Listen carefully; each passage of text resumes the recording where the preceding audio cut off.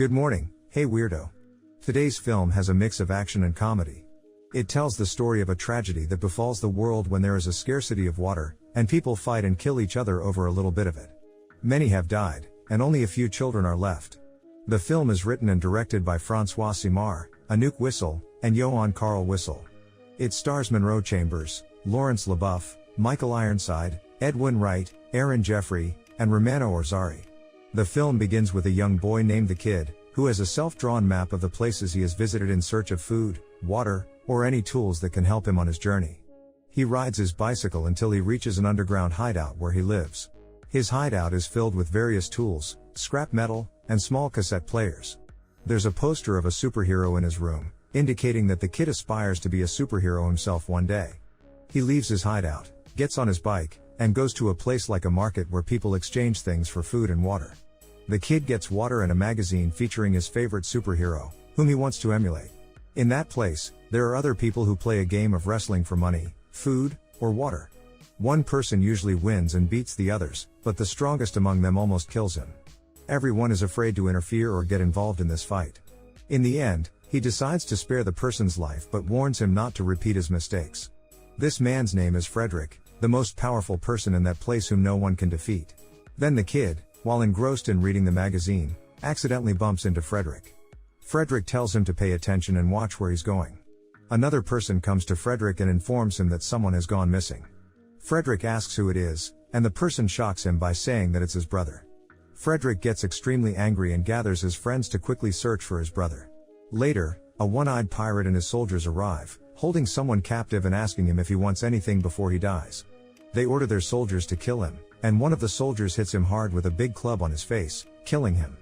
It is revealed later that this person was Frederick's brother. Then the Kid is sitting in a garden, reading the magazine he got from the market and enjoying the words of the superhero he's reading about. A strange girl approaches him, and he gets very scared of her. The girl tries to talk to the Kid, but he is still frightened. She leaves him and walks ahead to talk to someone on the ground, saying, "I have a new friend now, and I won't know you anymore. Take care, my dear."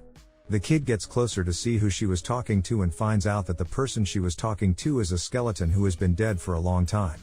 The Kid gets terrified and quickly rides his bike away, afraid of the girl and the place he was in. He reaches his hideout and goes inside to hide, locking the door behind him.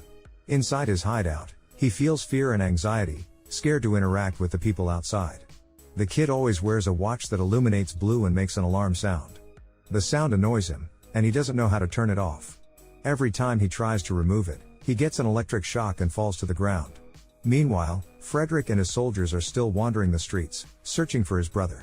After they get separated from the main group, Frederick and his soldiers find themselves in a desolate part of the city. The streets are eerily quiet, and the once bustling city now feels like a ghost town. Determined to find his brother, Frederick leads his soldiers through the deserted streets, their eyes scanning every corner for any signs of movement. As they navigate through the empty alleys, Frederick's heart pounds with worry and anticipation. He knows that time is of the essence, and he can't afford to waste a single moment. The fate of his brother and the city itself hangs in the balance. Suddenly, a distant sound catches Frederick's attention. It's a faint cry for help, echoing through the silence. With a renewed sense of urgency, Frederick and his soldiers rush towards the source of the sound, hoping that it might lead them to his missing brother. As they turn a corner, they stumble upon a scene of chaos. A group of survivors is under attack by a horde of mutated creatures, their grotesque forms snarling and clawing at the defenseless people. Without hesitation, Frederick and his soldiers charge into the fray, their weapons swinging and gunfire erupting in the air.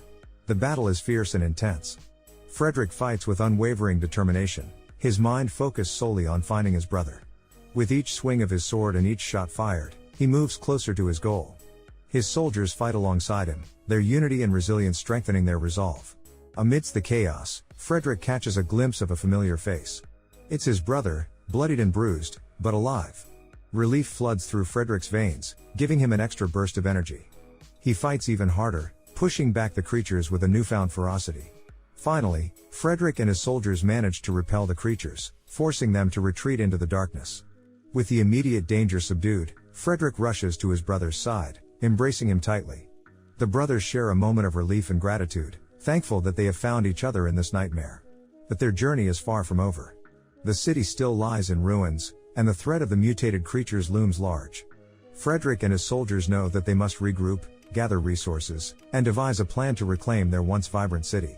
As they stand amidst the destruction, Frederick's determination burns brighter than ever. He vows to lead his soldiers with unwavering courage, to protect his people, and to restore hope to a city consumed by darkness. Together, they will face the challenges that lie ahead, united in their mission to rebuild and reclaim what was lost.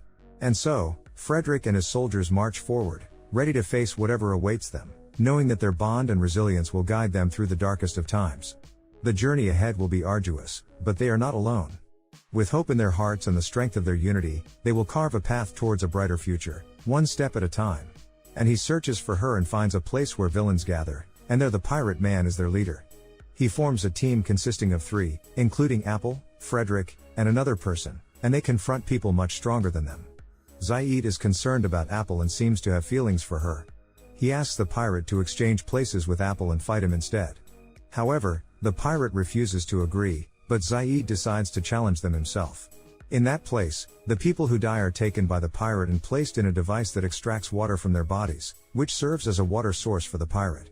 The duel begins, and Zaid's team, along with Apple and Frederick, manage to kill the pirate's men.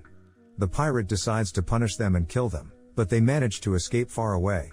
The pirate orders his men to chase after them and not to return until they kill them. Then Zaid dreams again and finds the pirate in his dream, realizing that the pirate is the one who killed his mother. Zaid decides to seek revenge on him. Zaid also discovers that the girl Apple is not human but a robot. He realizes this when the pirate shot her with fire and found a bit of iron and wires instead of a bullet, understanding that she is a robot, not a human. He helps her recharge herself. They reminisce about their past memories and their childhood. Later, the pirate gang attacks them and kills the girl Apple.